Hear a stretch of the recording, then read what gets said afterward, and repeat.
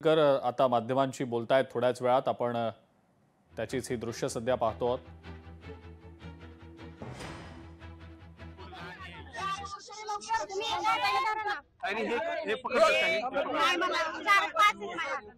ज्या पद्धतीने आरोप केले जातात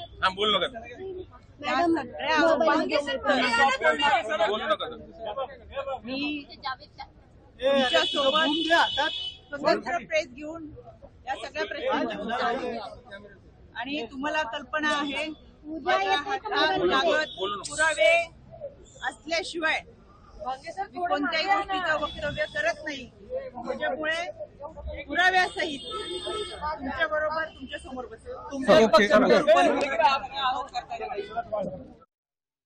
ची भेट घेतल्यानंतर आता रुपाली चाकणकर या माध्यमांशी बोलत होत्या। मी माझी बाजू जी आहे ती अजित पवारांच्या समोर मांडलेली आहे असं रुपाली चाकणकर यांनी म्हटलेलं आहे आणि मी जेव्हा केव्हा बोलीन तेव्हा पुराव्यानिशी बोलीन असं सुद्धा रुपाली चाकणकर म्हणतायत। रुपाली चाकणकर यांच्यावर सातत्याने गेले काही दिवस टीका होतीये। राज्य महिला आयोगाच्या त्या अध्यक्ष आहेत आणि त्यांच्या विरोधात काही दिवसांपूर्वी पुण्यामध्ये सर्वपक्षीय महिला नेत्यांकडून आंदोलन देखील करण्यात आलेलं होतं।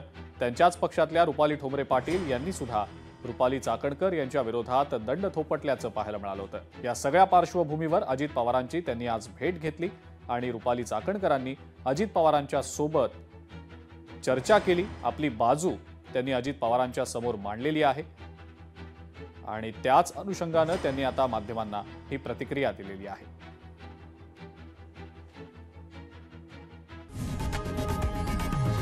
लोकशाही मराठी ऐका, पहा, जागरूक रहा।